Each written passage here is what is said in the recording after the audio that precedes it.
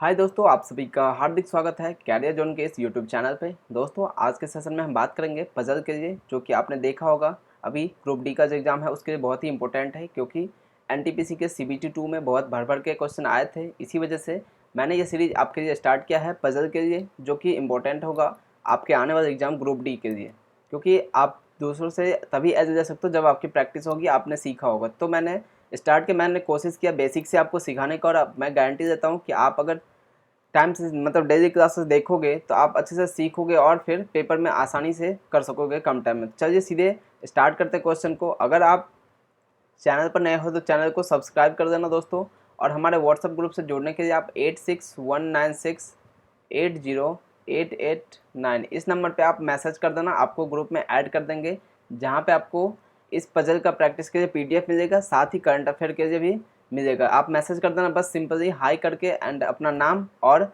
बता देना कि ग्रुप डी के लिए आप तैयारी कर रहे हो, जिससे कि हमें पता चले आप डेडिकेटेड हो ग्रुप डी के लिए और आपको उस ग्रुप में ऐड किया जा सकता। तो चलते हैं क्वेश्चन देखते हैं क्या कहता है।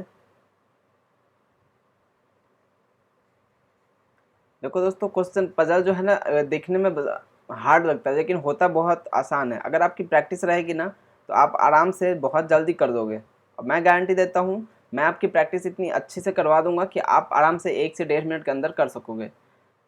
देखते हैं क्या कर रहा है। 7 व्यक्ति है ABCDEF और G, सप्ताह के विभिन्न दिनों में सोमवार से कहाँ तक मंगल बुध शनि रविवार को छुट्टी पर जाते हैं, इसी क्रम में जाएंगे, ये कोई ज़रूरी नहीं। मतलब ए से जी तक 7 पर्सन है, जो कि मतलब कि जो वीकेंड होता है, मतलब उनके लिए अलग अलग दिनों में वीकेंड होता है, यानी कि वो सोमवार से रविवार को किसी भी दिन में कोई एक बंदा, मतलब एक दिन में एक ही बंदा जाएगा, ये भी फिक्स है, वो छुट्टी पर जाते हैं। तो बताना आपको, और ये इसी क्रम में जाएंगे, ऐसा कोई ज़रूरी नहीं है कि पहले ये जाएगा, ये मतलब जैसे ये दे रखा है इस क्रम में नहीं जाएगा, कोई भी कहीं भी हो सकता है। बस डे लेकिन फिक्स है कि मंडे से टॉप पे ही आएगा और नीचे आएगा, क्योंकि स्टार्टिंग जो हो रही है मंडे से हो रही है। तो करते हैं, यहाँ पे थोड़ा स्पेस कम है, मैंने थोड़ा अलग से दे रखा है इंग्लिश में। ये देखो क्या कह रहा है, 1 पर्सन गोज बिटवीन जी और सी, यानी कि जी और सी के बीच में एक लोग जाते हैं। सबसे पहले कर देते हैं हम 7 लोग बनाते हैं, और ये दिन कर देते हैं। ये देखो मंडे, ट्यूसडे, वेंसडे, एक मिनट थोड़ा ये छोटा करना पड़ेगा, जगह कम पड़ जाएगा अदरवाइज।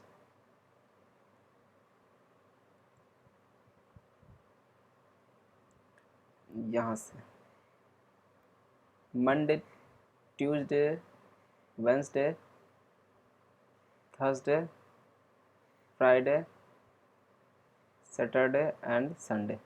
देखो दोस्तों, सबसे पहले आपको ये देना पड़ेगा, हो गया ना 7, छूटा नहीं, ठीक। इस तरह से देना। देखिए, और ध्यान रखना कि पूरा नाम हमें नहीं लिखना, MONDAY ऐसे करके हमें नहीं लिखना, हमें शॉर्ट फॉर्म लिखना है, ताकि हम कम टाइम में पूरा कर सकें, मतलब कम टाइम में सॉल्व कर सकें और टाइम सेव कर सकें। क्योंकि टाइम का ही तो पेपर में इशू होता है, पेपर तो आप कर ही दोगे, बस आपको अगर टाइम दे दिया जाए 90 मिनट 1 घंटे का होगा, वही चीज़ अगर आपको 2 घंटा दे दिया जाए, 1.5 घंटा, तो आप ऑब्वियसली कर दोगे। लेकिन यहाँ पे हमें खेल सारा टाइम का है। देखते हैं, कंडीशन नोट करते हैं। 1 person goes between G and C, G और सी के बीच में एक जाते हैं। A goes on one of the day before C, यानी कि सी के ऊपर जाता है, तो हम यही नोट कर देते हैं। ए जो जाता है सी के पहले जाता है। जी गोज ऑन फ्राइडे, फ्राइडे को कौन जाएगा, जी जाएगा, ये तो फिक्स हो गया। नेक्स्ट है D goes on the second day of week. ध्यान देने वाली बात है, संडे से यहाँ शुरुआत नहीं हुई है वीक की, यहाँ पे जो वीक की शुरुआत हुई है वो मंडे से हुई है। तो आप यहाँ पे मंडे को फर्स्ट डे मानोगे, फर्स्ट वीक का डे, वीक का फर्स्ट डे, फिर सेकंड कौन आएगा, ट्यूसडे आएगा, तो ट्यूसडे में कौन आ जाएगा, डी। डी दे रखा था ना, हाँ। D goes on the second day of week, week का दूसरा दिन कौन आएगा, ट्यूसडे, उस दिन कौन जाएगा, डी जाएगा। 3 person goes between D and F, D और एफ के बीच में 3 लोग बैठा है, तो हमें नोट नहीं करना, यहाँ पे सीधा हो जाएगा, क्योंकि डी के ऊपर तो हम जा ही नहीं सकते ना, क्योंकि एक ही प्लेस खाली है, हमें तो 3 चाहिए कम से कम, और एक वो रहेगा तो 4 चाहिए, लेकिन ऊपर है नहीं, तो नीचे चले जाते हैं डी से। 1 2 एंड 3, 3 छोड़ के कौन था, एफ। 3% डी और एफ, ठीक है। B does not go on Monday और थर्सडे, मंडे को कौन नहीं जाता है, बी नहीं जाएगा, यहाँ नहीं, इस साइड देखो, मंडे को बी नहीं जाएगा और थर्सडे को भी बी नहीं जाएगा, ठीक।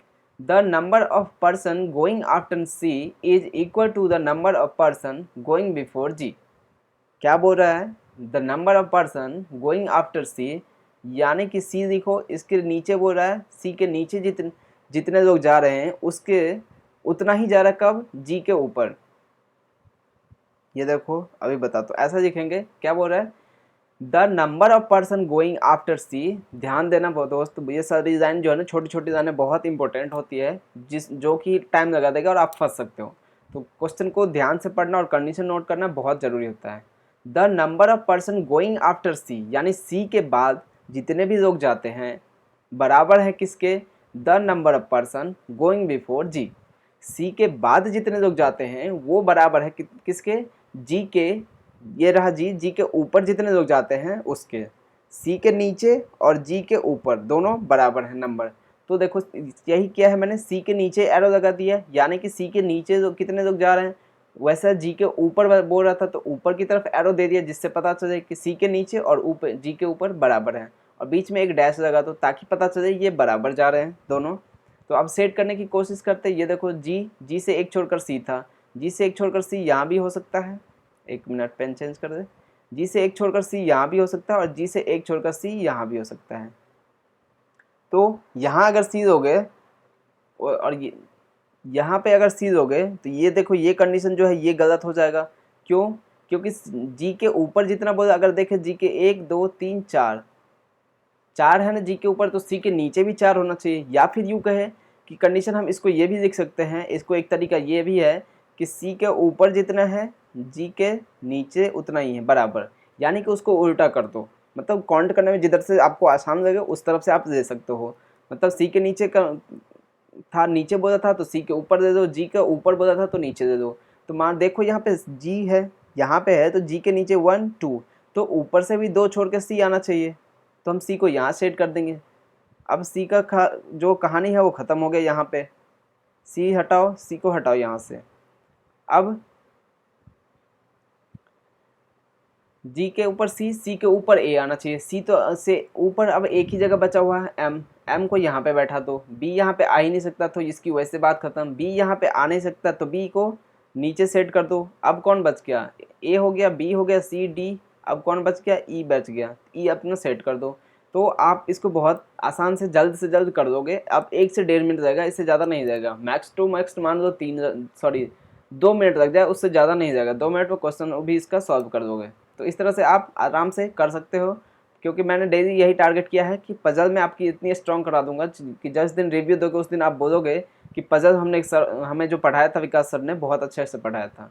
क्योंकि आप देख लोगे अभी CBT 2 का जो हुआ था एनालिसिस, सभी बोल रहे थे पजल को भैया स्किप कर दो, पजल को स्किप कर दो। मैं कहता हूँ मत करो, पजल करो, आराम से करो, क्योंकि मैं आपकी प्रैक्टिस करा दूंगा इतनी ज़्यादा कि आप पजल को 1 से 1.5 मिनट में करा दूँ, ख़त्म कर दोगे। देख लेते हैं, 1 2 क्वेश्चन है, वैसे तो 1 क्वेश्चन आते हैं एक पजल से आपके लिए, कि मैं 2 दे देता हूँ, कोई इशू नहीं है। क्या कहता है? निम्न में से कौन शीर्ष तल पर रहता है? शीर्ष पे कौन था? शायद ए था, देख लेते हैं सही है क्या। शीर्ष पे कौन बैठा है? शीर्ष, सॉरी ये तल, अच्छा ये गलत हो गया। Who goes to the vacation just after G, G के बाद कौन था? नीचे था ना जी, जी के बाद कौन था? एफ, एफ आ रहा सही आंसर। तो ऑप्शन ए इसका सही आंसर हो जाएगा। ये दूसरे क्वेश्चन का आ गया है लगता है, या फिर टाइपिंग में के टाइम में भूल गए इसको। नेक्स्ट है ए goes on vacation which of the following dose, यानी ए छुट्टी पर किस दिन जाता है? ए किस पे टॉप पे था ना शायद,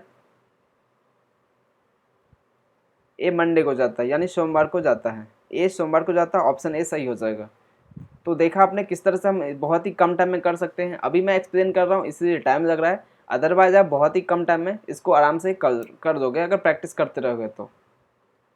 चलते हैं, एक और क्वेश्चन है, देखते हैं, एक और पजल दिया है।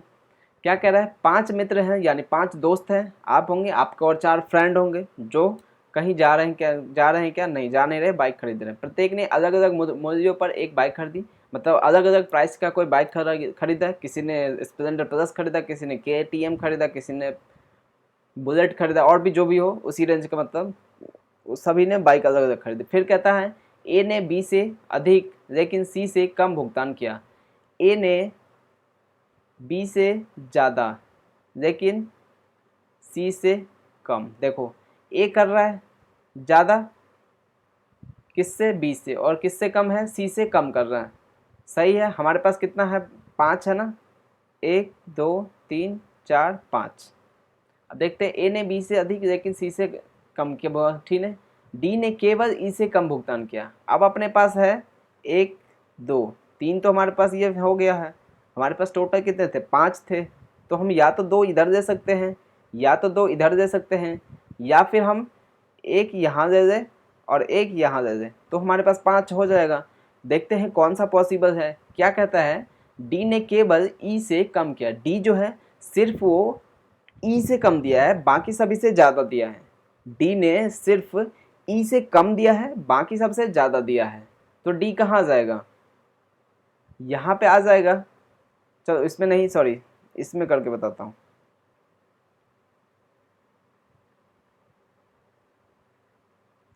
यहाँ पे देखो, यहाँ पे अगर हम यहाँ दे देते हैं, क्या बोल रहा है, डी ने केवल ई से, यहाँ पे डी देते हैं ई देते हैं, तो यहाँ तो डी तो इन तीनों से भी कम कर दिया ना पे, ये तो होगा नहीं। मान के चलो ई यहाँ देते हैं, डी यहाँ देते, तो डी तो सबसे कम कर दिया, ये भी नहीं हो सकता।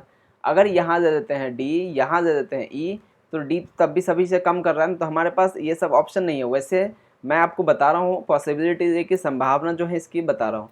वैसे आपको समझ आ जाएगा कि डी यहीं पे आएगा, सॉरी डी यहाँ पे आएगा, ई यहाँ पे आएगा, तभी तो ये हो पाएगा कि डी केवल ई से कम कर रहा है, यानी वो दूसरे नंबर पे होगा, तभी वो हो जाएगा कि वो सिर्फ ई से कम करेगा। अदरवाइज दूसरे का छोड़ के किसी पे भी ले जाओगे तो डी बाकियों से भी कम कर देगा, जो कि गलत हो जाएगा, कंडीशन है ही नहीं ऐसा। तो हमारा क्या बन जाएगा फाइनल,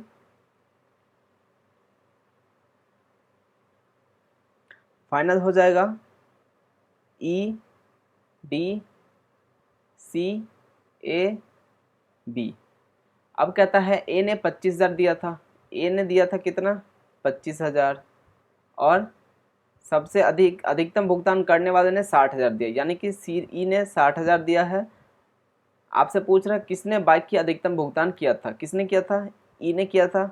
ऑप्शन बी सही आंसर हो जाएगा। इस तरह से कि ऑर्डर रैंकिंग बोलते हैं इसको, और आपके एग्जाम में पूछा जाएगा, डेफिनेटली पूछा जाएगा। नेक्स्ट है किसने बाइक की न्यूनतम भुगतान किया था, न्यूनतम कौन था, आई थिंक बी था।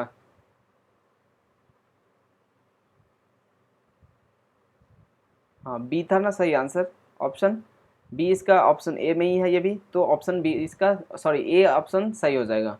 तो इस तरह से आप बहुत ही जल्द टाइम में 1 से 1.5 मिनट के अंदर ख़त्म कर दोगे। ये हमने कर दिया, वही था, इंग्लिश में है ये। तो अगर आपको ये सेशन पजल देखना है, सीखना है, तो आप चैनल को सब्सक्राइब कर दीजिएगा। प्लेलिस्ट मैंने बना दिया है, वहाँ जाकर आप डेली देख सकते हो, जिससे कि आपकी प्रैक्टिस अच्छी हो जाएगी और ग्रुप डी के एग्ज़ाम आने से पहले पहले आप एक उस लेवल पे पहुँच जाओगे कि आप 1 मिनट में ख़त्म कर दोगे पजल को। तो उम्मीद करता हूँ आपको ये सेशन अच्छा लगा हो। अगर अच्छा लगा तो लाइक कर दीजिएगा, शेयर भी कर दीजिएगा और सब्सक्राइब भी कर देना, ताकि नोटिफिकेशन मिल जाए और देख सके। और साथ में आप सभी का धन्यवाद।